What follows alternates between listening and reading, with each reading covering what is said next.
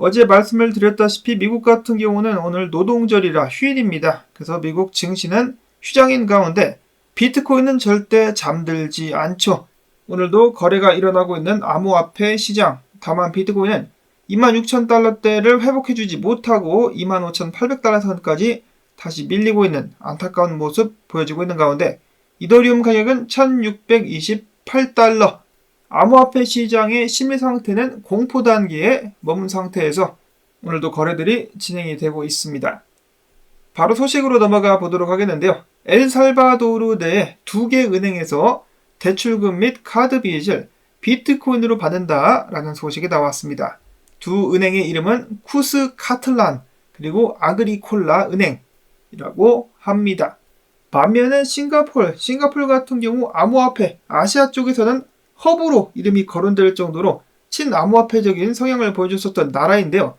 이번에 새로운 대통령이 뽑혔는데 이거 대통령 잘못 뽑은 것 같은데 그의 이름은 타르만 샨무 가라트라는 사람인데요. 이 양반 같은 경우는 암호화폐에 대해서 굉장히 회의적인 사람이라고 합니다.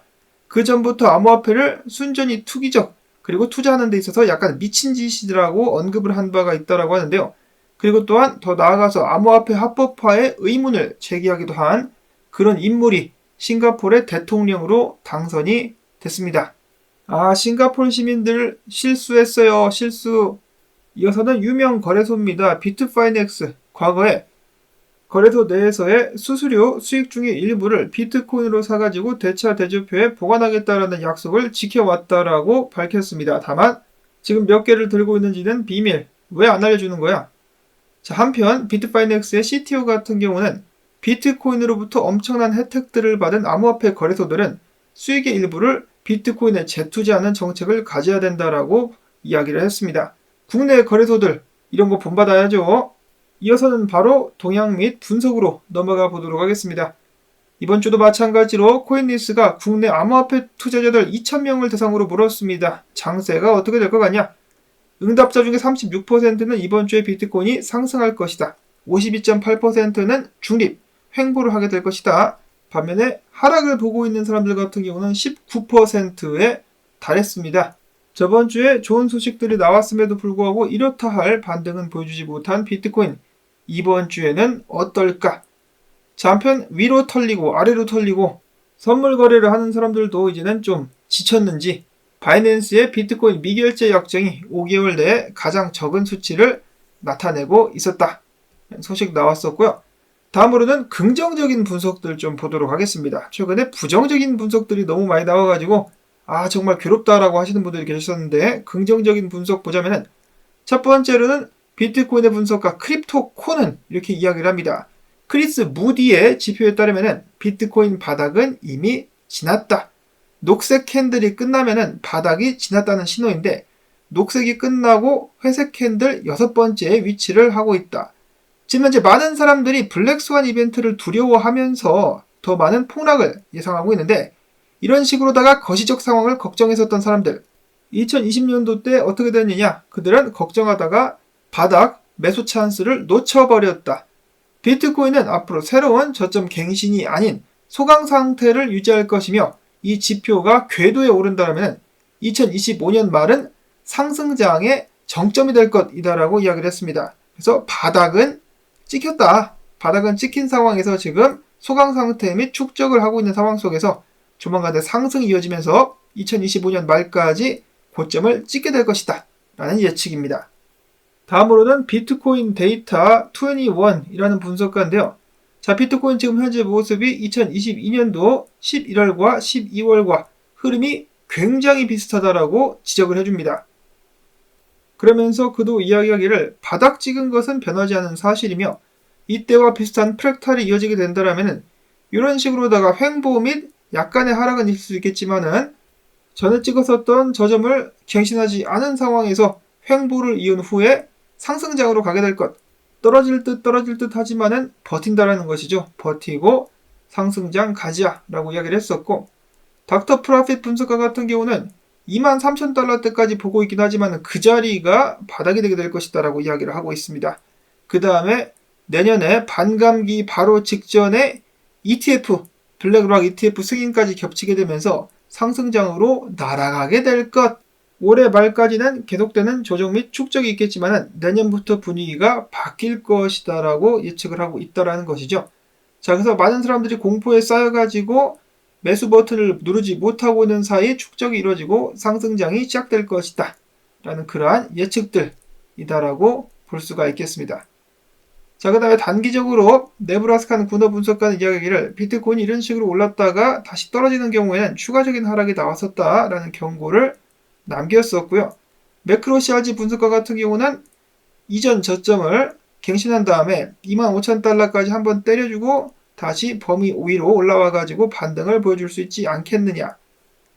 바이낸스 쪽에서 미결제 약정 수치가 많이 줄었지만 그래도 지금 비트코인 숏에 많이 몰리고 있다라고 합니다. 이럴 때 비트코인 가격은 떨어지는 척 했다가 세력들이 가격을 끌어올려버리면 전부 다 청산이 나오게 되지 않겠느냐. 청산의 사르르였다. 자, 그 반면에 아직도 크게 하락을 보고 있는 분석들도 계속해서 나오고 있는데요. 지금 보시면은 이런 식으로 20,000달러 선까지 꽥꽥 오리 선생이 보고 있는 20,000달러 선까지 떨어졌다가 그 자리부터 반등 및 상승장을 이어갈 수 있을 것. 그 다음에 여전히 극단적으로 상황을 안 좋게 보는 분석가들도 있습니다. 그 시장의 심리 상태 있죠. 그거에 비교를 하면서 아직 디프레션 단계는 오지 않았다. 디프레션 단계까지 떨어지면서 12,000달러 터치를 해주고 그때부터 이제 바닥이 찍히면서 시장이 움직이게 될 것이다라는 예측 아직도 나오고 있습니다. 야, 이거 오늘도 중구난방 분석 헷갈린다 라고 생각하실 분들이 많이 계실 것 같은데요. 저 같은 경우는 이렇게 보고 있습니다. 비트코인 가격이 주요 지지 구간까지 내려올 때마다 조금씩 사는 거죠. 예를 들어서 25,000달러까지 내려간다. 그러면 여기서 좀 사고 다음으로 23,000달러까지 또 혹시 떨어진다. 그러면 거기서 또 좀 더 사고 20,000달러까지 떨어져? 그러면 거기서 또 좀 사고 그 아래로 내려갈 때마다 주요 지지 구간에서 조금씩 사서 분할로 사서 모으는 그런 방법을 선택을 하고 있습니다. 근데 만약에 떨어지지 않고 올라간다? 그러면 저항 뚫을 때마다 조금씩 또 사고 시장을 직접 주도하는 세력이 아닐 바에야 어떻게 바닥을 알겠습니까? 이 분할로다가 바닥이라고 생각되는 구간에서 조금씩 사는 방법이 그래도 가장 저에게는 맞는 방법이 아닌가 해가지고 생각을 하고 있고 자, 그 다음에 거시경제 관심 있으신 분들께서는 집중해서 보셔야 될 것이 부동산 시장이라고 볼 수가 있겠는데요. 이 재밌는 차트가 올라왔습니다. 미국의 부동산 시장 폭락이 뭐와 맞물려 있느냐? 바로 미국의 실업률과 맞물려 있다. 뭐 당연한 이야기겠죠. 사람들이 집을 사려면 돈이 있어야 되는데 집을 사놓고 이 몰기지 주택 융자금을 갚지 못하면은 결국 그 집을 빼앗기게 됩니다. 차트에서 보시는 빨간 선이 이 모기지를 제대로 갚지 못해가지고 집을 빼앗기는 사람들의 그런 수치를 나타내는 것이고 파란 선 같은 경우가 실업률. 최근 뉴스를 보시면 실업률이 그래도 좀 올라갔다라는 소식이 나왔었는데요. 제롬 파월 같은 경우는 인플레이션을 잠재우기 위해서는 실업률이 올라가야 된다라고 생각을 하고 있는 사람이기 때문에 앞으로 계속해서 경기 안 좋은 상황 속에서 실업률이 올라가게 된다. 그러면 미국의 부동산 버블이 터질 수가 있다라는 것입니다. 여기서 엎친 데 덮친 격으로 과거 같은 경우 미국에서 사람들이 집을 살 때 계약금이라고 하나요? 다운페이먼트로 집 총 가격의 20% 정도를 내는 것이 이제 보통이었었는데 지금은 사람들이 돈이 없으니까 그 정도도 내지 못하고 있다라고 합니다. 그러면 이자 부담이 더 크다라는 것인데 이런 상황이 언제까지 지속될 수 있겠느냐? 자, 물론 부동산 시장 버블 터진다고 몇 년째 이야기가 나오고 있는데요. 아직도 안 터졌죠. 자, 다만 이런 상황이 언제까지고 지속될 수만은 없을 것이기 때문에 이거 역시 시간 문제다라고 보고 있는 사람들이 많습니다. 미국의 부동산 시장이 흔들리게 된다라면은 그 여파는 주식시장과 위험자산인 암호화폐에도 미치게 되지 않겠느냐. 한 가지 참고해서 계속해서 지켜봐야 될 상황 중에 하나인 것 같습니다. 이어서는 기타 및 알트코인 소식들을 보도록 하겠는데 갈라게임즈 어제 소식을 전해드렸다시피 창업자들이 갈라져가지고 서로 소송을 걸고 난리를 냈었는데 그 이유가 뭐냐? 이 창업자 둘이서 서로가 회사의 공금을 횡령했다. 토큰을 훔쳤다 등등을 놓고 쌈박질을 하고 있는 것으로 나타났습니다. 서로가 범죄자라고 우기고 있는 사이 갈라는 나락으로 가고 있으며 그 반면에 또 다른 게임 코인인 PYR 같은 경우는 상승을 했는데 반사 이익이 아니겠느냐라는 의견 나오기도 했었습니다. 자, 그 다음으로는 이런 기사가 있는데 다음 5가지 알트코인 투자하는 것을 피하세요. 목록들은 다음과 같은데요. 헬륨, 플로키, 카데나, 엔진코인, GMX라고 나와 있는데 이 모든 코인들 차트상 약세가 계속해서 보여지고 있으며 나름의 악재라고 해야 될지 프로젝트상에서 약점들이 보이기 때문에 해당 코인들을 좀 멀리해야 된다라고 기사에서는 이야기를 하고 있습니다. 또 다른 게임 코인인 엔진도 최근에 힘을 쓰지 못하고 있는 상황. 참고만 해주실 수 있기를 바라고요. 자, 그 다음에 코인베이스로 29만 9,998개의 이더리움이 전송돼서 들어갔다는 소식이 나오기도 했었습니다. 이것이 거래소 내부의 지갑 움직임이 아니라 이 매도를 위한 움직임이라면은 좀 가격 하락이 나오게 될 수도 있겠다라는 생각이 들고요.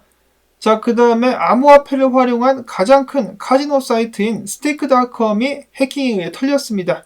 그래서 9,615개의 이더리움이 털려 나갔다. 정확히 따지자면은 이 중에 6,001개만 이더리움이었었고 나머지는 스테이블 코인이었었는데 훔친 스테이블 코인을 전부 다 이더로 바꿔가지고 해커가 보유를 하고 있는 상황입니다. 좀 잠잠한가 싶었더니 또다시 터지고 있는 해킹 사건. 그런가 하면은 FTX 거래소의 파산 심리가 임박하게 되면서 코인 덤핑이 우려된다라는 소식이 나오기도 했었습니다. 솔라나 지갑이 지난 8월 31일부터 브릿지를 통해 가지고 $1,000만 상당의 솔라나 생태계 프로젝트와 관련된 토큰을 이더리움으로 이체를 했다. 현금화를 시키려는 정황이 아니겠느냐라는 우려가 나오고 있습니다. 자, 한편 추가로 밝혀진 바에 의하면은 샘 뱅크마니 같은 경우는 FTX 파산 전 9개월 동안에 $9억 현금을 수령하기도 했었다라는 조사 결과가 공개가 됐습니다. 그래놓고 딱 파산 났을 때 지갑 통장에 $100였다라고 그랬었나요? 그거밖에 없다라고 연기를 했었던 샘 뱅크만이 아무래도 돈을 어딘가에 많이 숨겨놨을 것 같습니다. 이 나쁜 놈. 이어서는 답답한 마음을 더욱더 답답하게 국내 소식들 바이낸스보다 사이버코인을 더욱더 많이 들고 있는 것으로 알려지면서 약간의 주목을 받았었던 업비트가 들고 있었던 사이버코인 394만 개를 바이낸스로 옮겼습니다. 자, 왜 옮겼을까? 보유 물량 중에 90%가량을 바이낸스로 옮겼다. 그 의도가 궁금합니다. 마지막으로는 클레이튼의 모회사 카카오의 재무담당 부사장이 이 법카로 1억 원어치 게임 현질을 해가지고 걸렸다가 3개월 동안 정직을 받았습니다. 이것도 엄밀히 따지자면은 불법은 아니었다라고 하는데요. 그래도 법카 1억 원인데 안 잘렸다. 참 재밌는 회사라는 생각을 다시 한번 해보면서 오늘 영상 여기서 마무리를 짓도록 하겠습니다. 도움되셨다면 언제나와 마찬가지로 광조댓 부탁을 꼭꼭 드리면서 저는 다음에 새로운 소식 가지고 인사를 드리도록 하겠습니다. 안녕히 계십시오.